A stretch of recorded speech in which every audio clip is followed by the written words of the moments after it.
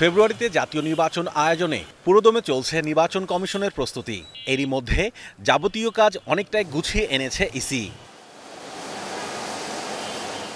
বৃহস্পতিবার দুপুরে ভোটের প্রস্তুতির সবশেষ খবর জানান প্রধান নির্বাচন কমিশনার এএমএম নাসির উদ্দিন। বলেন, বিদ্যমান আরপিও ও সংবিধান অনুযায়ী ফেব্রুয়ারিতেই নির্বাচন করার চূড়ান্ত প্রস্তুতি নিচ্ছে ইসি। ফেব্রুয়ারিতে ইলেকশন করার জন্যই প্রস্তুতি, আমাদের চূড়ান্ত প্রস্তুতি চলছে। আপনারা দেখছেন এবং জানেন যে একটা ফেব্রুয়ারির রমজানের আগে, আগামী বছর রমজানের আগে ফেব্রুয়ারি মাসে প্রথমার্ধে নির্বাচন করার জন্য যা যা প্রস্তুতি নেওয়া দরকার আমরা জোরে সোরে নিচ্ছি। ভোট তো আমাদের আরপিইউতে যা আছে সেই পদ্ধতিতে। পিআরটা তো আরপিইউতে তো নাই, আমার সামনে তো আরপিইউ।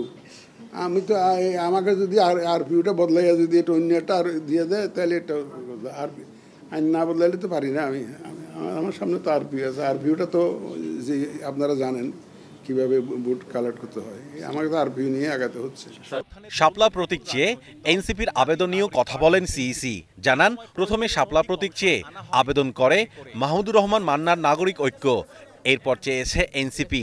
তাই কমিশন সিদ্ধান্ত নিয়েছে শাপলা প্রতীক না দেয়ার। তবে বিধিমালা আবারও সংশোধন করা হবে কিনা তা নিয়ে আলোচনা শেষে সিদ্ধান্ত নেওয়া হবে। শাপলা চেয়েছিল কিন্তু নাগরিক ঐক্য, মাহমুদুর রহমান মান্নার যে দল আছে নাগরিক ঐক্য, তো ওরা কিন্তু প্রথম চেয়েছিল। একবার দরখাস্ত দিয়েছে, তারপর আমার সাথে ওনাদের ডেলিগেশন দেখা করেছে।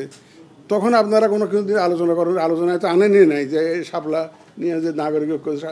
এখন এতক্ষণ আলোচনা করতেছে না, আমি বুঝলাম না। নাগরিক ঐক্যের দরখাস্ত তো আমরা ওদেরকে তো আমরা দেইনি। নাগরিক প্রথম তো তারাই চেয়েছে, কিন্তু দেইনি। চিঠিটা দিয়েছে গতকালকে বোধ দিয়েছে শুনেছি।